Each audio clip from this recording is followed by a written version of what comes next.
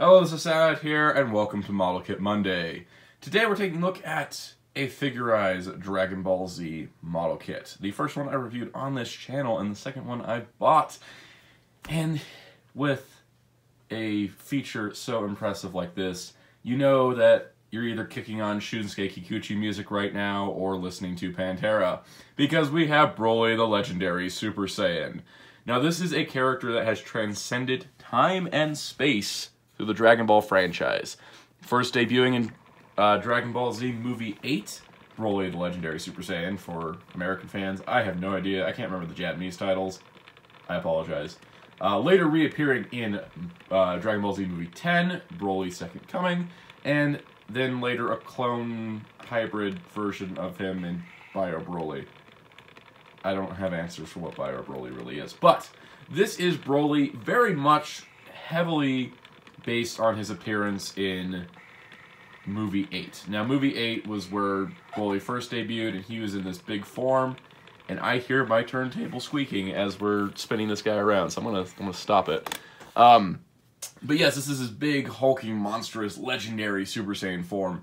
When he reappeared in Broly Second Coming, he was a lot slimmed down, because he had come back from all that power, so it's kind of like the Ultra Super Saiyan Trunks, where he was super bulky, and then he kind of shrunk down. That being said, I love this look of Broly because he's just a monster, and he looks fantastic. This is a model kit, which impresses me because I think he looks better than some Dragon Stars figures I've bought. But yeah, here we go. So, you know, for other if you're wanting to know how this compares to the Figuarts Broly, Google search some images of Figuarts Broly. Personally, I think this figure looks better, but I also don't have Figuarts Broly, so I can't really provide a good comparison. Let's take a look at the head sculpt. Starting up the front, we have, you know, this is one of the two faces you get. This is the smirking, I'm gonna kill you all kind of face. And you can see his hair is super, super green. It looks really nice in person. It's a little bit, the sunlight hitting it, plus the camera is kind of making it more green than it actually is, but it does look very nice. You can see two of the only stickers here, which is the earrings. Those are stickers, which makes sense, considering.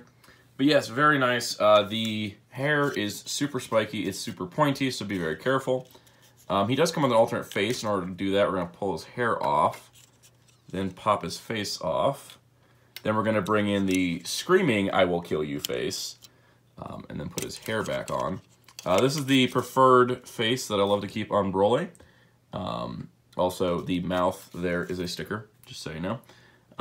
But yeah, I kind of leave him like this.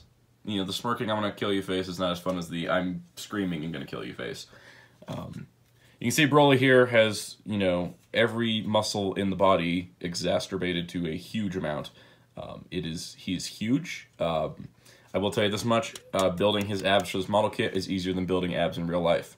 So, there is that. I do like how the necklace here is actually pegged down. You can actually see here, there's a little slots on there and on the back of his neck, so it won't go anywhere. It's not going to move. That little crystal jewel, separate little piece, pretty nice. We're going to move down here first, which is the skirt area. Crystal again, which is really cool. Looking at this guy real quick, with the skirt, this piece here is on a ball joint and on a hinge, so you kind of get a lot of range of movement there. These side pieces are also on ball joints, and the back piece is also on a double hinge. So you actually get a lot of range of movement out of the skirt, which is nice. Now the boots here again, crystal. Now talking about the articulation and the detail. First up, we're going to look at his head. It bends forward really nice. It turns left and right. It's on a ball joint, but his hair kind of gets in the way of his back muscles. It is what it is. The torso here, double ball joint, which is really nice. Not much waist movement, but then again, you don't really need it. Legs, you can see here, really, really sturdy. They actually do pull down and move out, which is nice. They do rotate, and they do have it's a single joint. It goes a full 90 though, so that's good. And you get a ball joint foot with a forward and back pivot, which is pretty awesome. But where it gets really impressive is the arms. And this is why I didn't go over the arms in the sculpting section, because there's some details here. First of all, wrist joints, don't expect too much. They're ball joints. They actually swap out. We'll get to that in a second. But they plug in here. Not a whole lot of movement, but you can still move them. Here's the jewel. Now, if you notice here on the arms, he actually has a muscle separation sort of feature. Basically, when you curl the elbow, this pulls out like his bicep is flexing. So that's kind of neat. We got that on both sides, and then the shoulder, when you move it out, actually moves in a way that kind of gives it a natural... They call this the muscle up system or something, like the build-up muscle system. Anyways, it looks really nice overall, and you do get some good range of movement. This does rotate 360. Coming around to the back, you notice they sculpted all of Broly's back muscles. They also sculpted these so you can move the shoulders out, and it doesn't break up the sculpt too bad. You can actually kind of give them a nice, like, flex. So if you want, like, Broly in bodybuilding poses, you can totally do that. If you don't pop his hand off, that would be bad. But yeah, if you're on Broly, just be like flexing really hard. There you go. But yeah, so the articulation system's really, really well done. Other accessory-wise, we'll swap a couple of these in now. He's got Ki Blast hands / grab your face hands there, which is pretty nice. I'm just gonna give him one. But yeah, basically everything Broly does is either a fist or that, so he doesn't really need any other hands, like at all. So we'll just kind of have him like that, and then we'll just put him in this pose. And then the other accessories are ones that I put in the useless for me category. First of all, you get this clip piece. Now this clip piece actually plugs in back here into Broly's area. This clip piece is designed to go with a Gundam action base or a figurized stand. The thing is, I haven't found any that can really... This guy's not like heavy. Okay, he's a model kit, so he's kind of light. Like, this guy isn't, like, super hefty, but he is really big. So, despite being a hollow model kit, I mean, he's not, you know, I think Figuarts Goku is heavier, but he's still big, so I don't really know. I also don't know if I need him on a stand. I kind of have Broly just kind of running around, hitting everybody. But it does nice hide nicely behind the skirt. And then the other two accessories, I'm going to put in the completely useless for me category, and these are alternate faces. Now, these... Here, we've got one for Goku and one for Vegeta. So if you have Super Saiyan Goku and Super Saiyan Vegeta wanting to recreate the movie or Broly just wrecked them really hard, there you go. You can do that. It's not too bad. I like the look of it. Sticker for the mouth there on Goku. But again, I don't have the figurized kits of Super Saiyan Goku or Super Saiyan Vegeta, so kind of pointless for me, but a neat bonus if you have those already. Now, you're probably wondering, how does this Broly scale? Well, I have a few comparisons. Right now, in the golden age of Dragon Ball figures, surprisingly, we're having a really good hot streak right now. We've got good 3 lines that are in a same rough scale. Now, figurized kits are a little bit larger scaling than the other 2 lines, but we have SH Figuarts. So here's SH Figuarts Goku Awakening version. Which really is kind of accurate to how he looked in the Broly movie for a bit of it with the half-torn shirt. So we got that. We also have, you know, Broly is a figurized kit, so here's my other figurized kit, Android 18. I do plan on getting more figurized kits. Building Broly was not complicated, but it wasn't simple either. It was like a nice balance of the two. But it didn't take as long as like a Gunpla. It went together surprisingly quick. But yeah, I really like that Android 18 as well.